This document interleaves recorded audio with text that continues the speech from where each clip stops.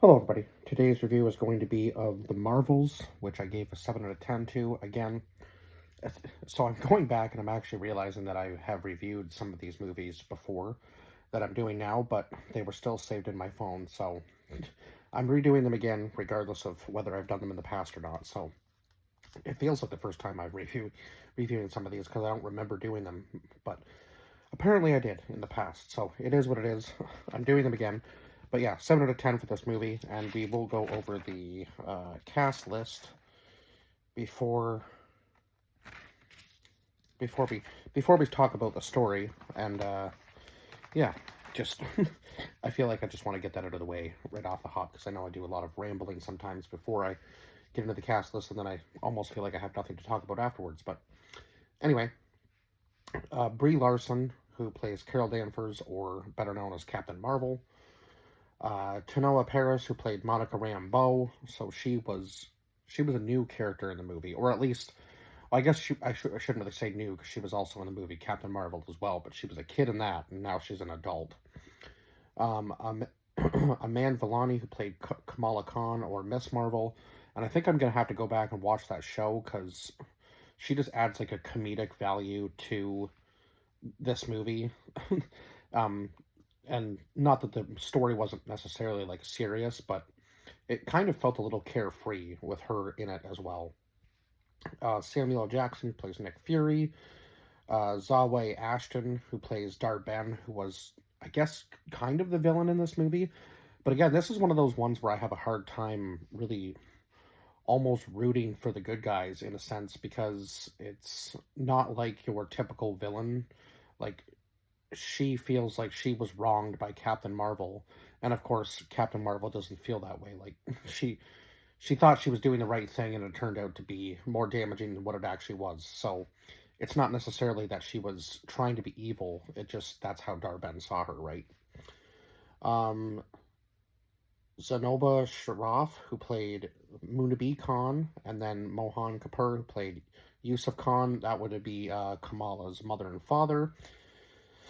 And then Sagar Shaikh, who played Amir Khan, who was Kamala's brother, and then Lashana Lynch, who played Maria Rambeau, or yeah, who was Monica's mother, and then Haley Steinfeld, who played Kate Bishop, who is like Hawkeye's, I guess, kind of like sidekick in a sense.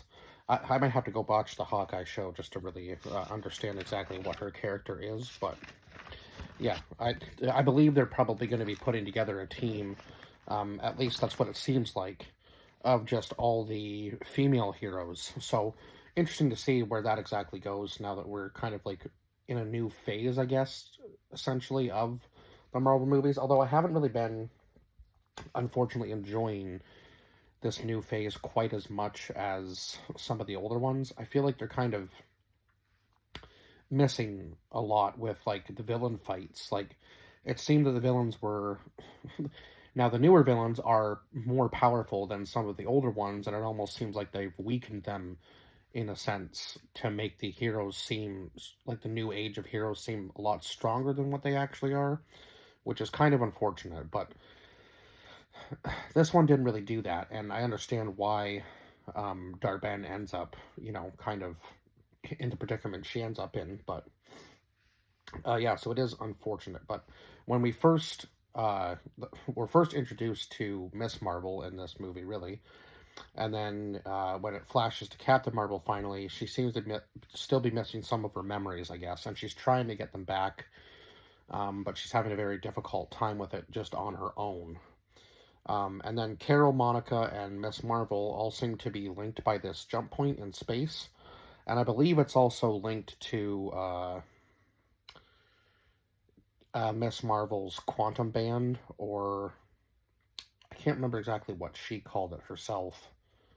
Oh my god, a bangle. That's what she called it, and I believe she got it from her. I think she did say she got it from her grandmother. Yeah, so she called it a bangle, but it was actually a quantum band, which I guess would allow you to travel through space and time. So yeah, I guess that makes sense as to why they all of a sudden they were all connected, right? Um, because Dar-Benn was opening jump points in space, and now all the heroes are connected together, due to those happening, right? So Captain Marvel discovers it's the Kree going after the Skrulls on Tarnax. Yeah, Tarnax. I guess they're trying to steal like a whole bunch of resources from different planets in order to kind of rebuild their own in a sense, because their sun had been destroyed. Um, all thanks to Captain Marvel herself, unfortunately. Now, it wasn't her, like, she wasn't trying to do that intentionally, but that's what ended up happening based on what she had done. We'll get into that in a second. Um, so, Tarnax is the Skrull refugee colony. So, the Skrull were the people that Captain Marvel had saved in the previous movie. And so, of course, the Kree are after the Tarnax, and I guess basically, Dar-Benn thinks once again, that the Skrull have totally like betrayed her once again, so she decides to destroy their planet in the end, which is unfortunate because it's not really, you know, it's not really the Skrull's fault. She just believes that they're siding with Captain Marvel, which they called. Oh my God, what did they call her again? Um, I can't. Oh my God, it's right on the tip of my tongue. I'm sure. I'll think of it here in a second. But if I don't, it is what it is. So yeah, on Hala, Captain Marvel had destroyed the Supreme Intelligence, and with it hurt the Kree people. Like I said, so the Supreme Intelligence was basically this AI that was controlling the planet, and I guess she thought that it was doing damage to the planet. So she thought the only way to free the people on Hala was to destroy it, but she actually ended up doing more damage and destroying their sun in the process. So now the planet was slowly dying, I guess, in a sense, because without sun, a lot of things go out of like. Yeah, I can't imagine what it would be like with no sun exactly, but I would imagine the planet would just like slowly kind of get colder and colder, and a lot of things that weren't happening before, like maybe necessarily like disease. I guess they were having like a hard time breathing on the planet as well. So, yeah, sun is very beneficial to a planet, that's for sure. So again, then we talk about Miss Marvel having the quantum band, and the fact that Dar-Benn has the other one, and Dar-Benn seems to be able to like absorb the power of um all of all of them essentially, like Miranda, Miss Marvel, and Captain Marvel. She just seems to be able to absorb all of their power and then use it against them. Um, Now they do go to the Alonda, or to Alonda, which is the Magellan Magellanic Galaxy. And when they get there, Miranda and Miss Marvel are shocked to find out that Captain Marvel is actually a princess on that planet. I guess it was kind of like she made a deal with the prince. Um, I can't remember, like, was it a political thing that she was trying to do exactly? I'm not sure, but she made some sort of deal with him, and I guess they were technically married in a sense. It was kind of that whole scene was comical, like them having to all sing to one another to try to communicate, but he didn't have to sing himself. He was bilingual, so he could talk and sing. It was just sort of funny. Like most of the people on the planet didn't understand what was being said unless they were singing to one another. It was just kind of absolutely funny. So, of course, Dar-Benn shows up there because she's trying to steal water for her planet from there. Because I believe Captain Marvel had said that that planet was 99.96 water. So whatever land was on there, it was very tiny. It looked big from like a bird's eye view, but I'm sure if you like were looking through over the whole like when you were looking over the whole planet, it didn't look like there was hardly any land on it at all. Um, so yeah, like I said, Dar-Benn is able to like absorb the power and then project it back using the universal weapon, which is like a staff. So yeah, it was kind of interesting. Like she could absorb it and then like almost uh, the power that was coming back out of um, the quantum band that she had and the staff was almost like doubled compared to what she like what they could throw at her, right? And the more they threw at her, the more powerful she got. So it was kind of pointless in any of the fights, really. Even when they're teaming up, it was like now she just has like three people's power to absorb, right? Um, so then, of course, it seems like Dar-Benn is going to be coming after everybody, including Fury. So Fury comes up with this plan to let the Flerken cats eat his crew and get them off the ship back to Earth safely. And of course, this is because Dar-Benn is trying to steal the Earth Sun at this point. I guess to give possibly her own son energy.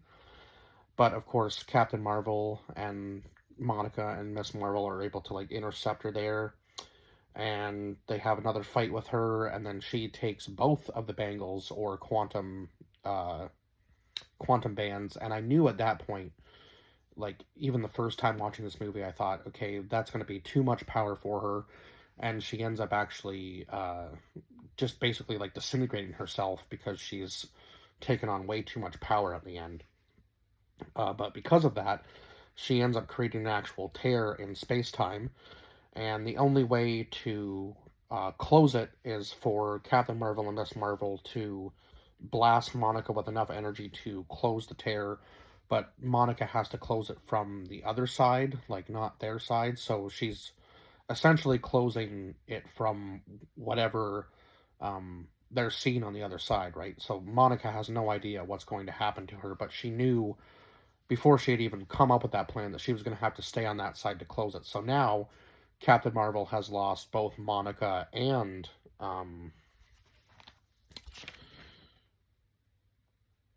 Maria, which is unfortunate because, yeah, losing one was hard enough, especially when Maria had cancer that had come back and she knew she wasn't going to make it. So she had basically just said, take care of Monica. But of course, Carol was trying to like make things right everywhere else before she came back to Monica, and Monica, kind of said, I didn't really need you to be like the perfect superhero. I just needed you to be there for me. Because, family isn't about perfection. It's just about being there for one another, right? And I don't think Captain Marvel really understood that. But at the very end of the movie, of course,